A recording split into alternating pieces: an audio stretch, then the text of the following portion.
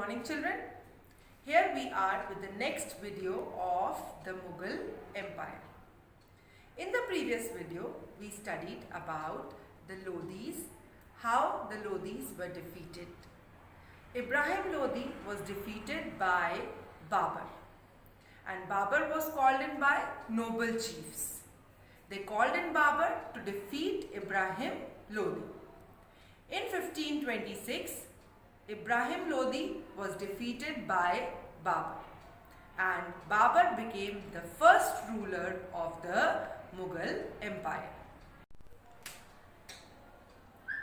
We also studied about who were Mughals.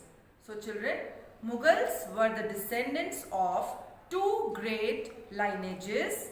From their father's side, they belonged to Taimur, and from their mother's side, they belonged to Genghis Khan. The Mughals, they were proud of their Taimurid ancestry. We also studied about the great Mughals. Children, as I told you, the Mughals were also called as Great Mughals.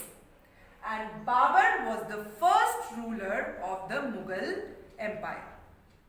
Babur ruled from 1526 to 1530.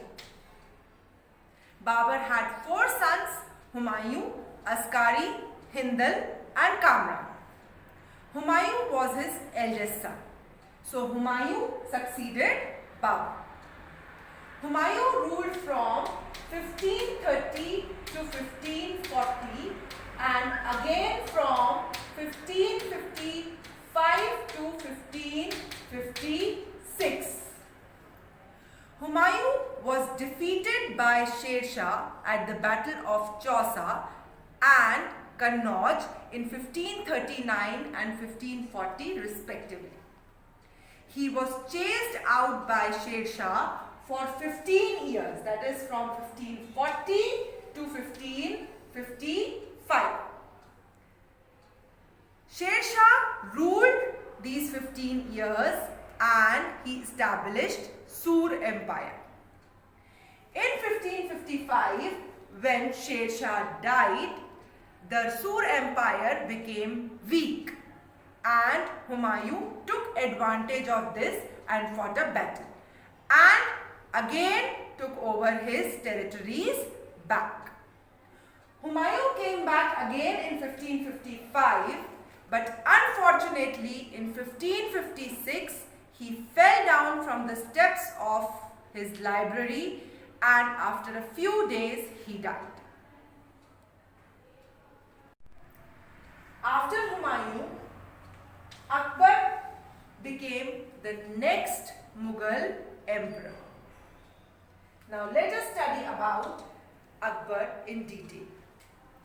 Akbar was the greatest ruler of Mughal dynasty and the greatest ruler of India.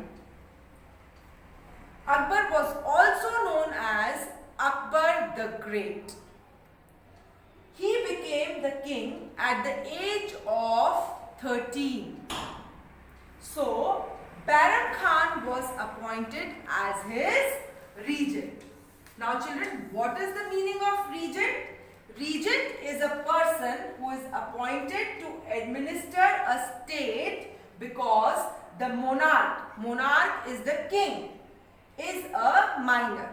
Minor means below 18 years of age.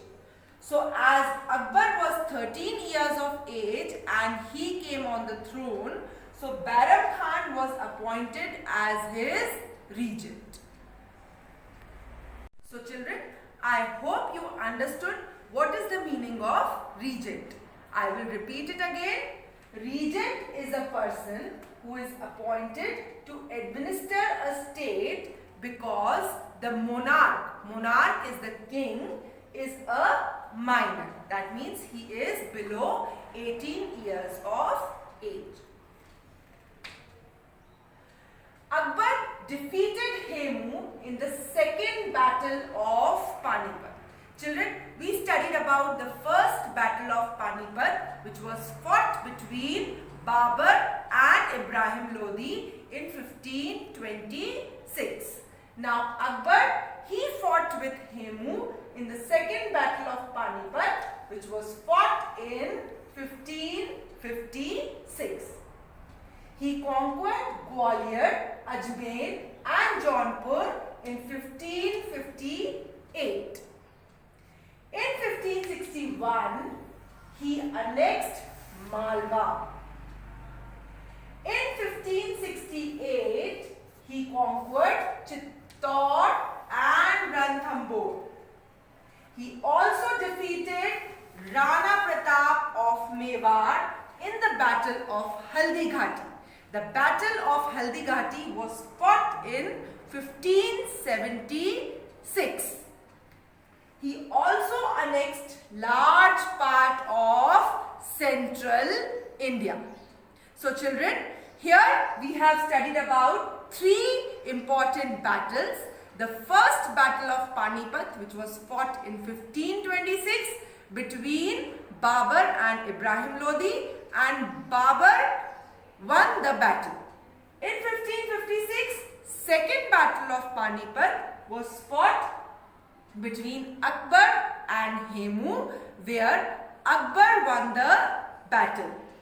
And in 1576, Rana Pratap was defeated by Akbar in the Battle of Haldighati. So, Battle of Haldighati was fought in 1576 between Rana Pratap of Mewar and Akbar.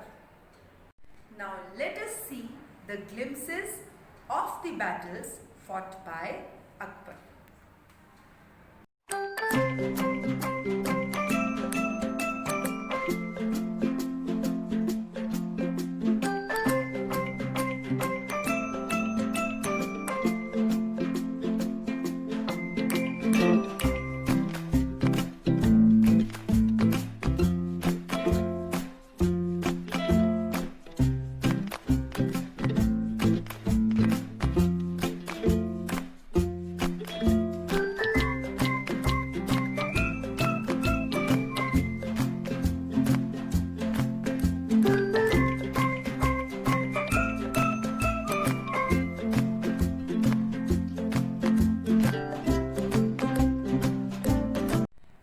Have you seen the images?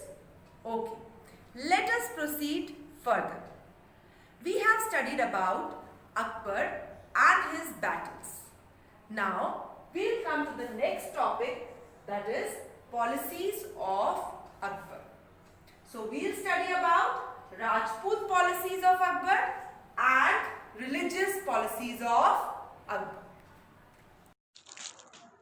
Akbar offered a hand of friendship to the Rajputs. He promised to let them rule peacefully if they acknowledged Mughal authority. However, he fought against those Rajput rulers who opposed him. Akbar now tells us about Akbar's reign and his policies. Coming on to Akbar's Rajput policy. Akbar made the Rajputs strong supporters of the Mughals. He tried to gain their loyalty in many ways. Akbar defeated the Rajputs but did not humiliate them. He treated them very honorably. He allowed most Rajput kings to continue ruling over their territories. He did not interfere in their internal matters. Akbar married to Rajput families. He himself married to a Rajput princess called Jodhabai. Akbar gave high posts to Rajput chiefs in his administration. Raja Mansingh and Raja Birbal, two of his most trusted officials, were Rajputs.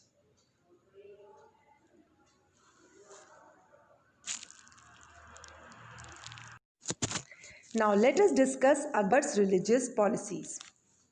Akbar realized early that to establish a strong empire, he had to gain the confidence of his Hindu subjects, who were in a majority.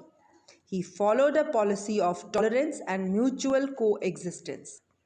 Akbar treated all his subjects as equal. Religion was treated as an individual's private affair. People had the freedom to worship as they liked. He adopted numerous measures to show his secular spirit. Akbar abolished the pilgrim tax and the jizya, which for long has been opposed by the Hindus. He abolished the practice of forcibly converting prisoners of war to Islam. He allowed and sometimes even encouraged the Hindus to build temples. He also gave grants to many temples. He participated in Hindu festivals such as Holi, Diwali, and Raksha Bandhan. Akbar got the holy books of the Hindus translated into Persian. Let us discuss about Ibadat Khana.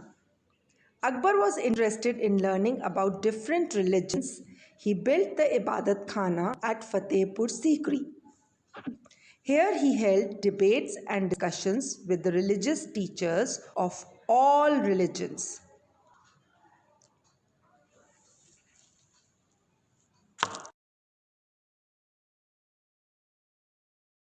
That's all for today, children.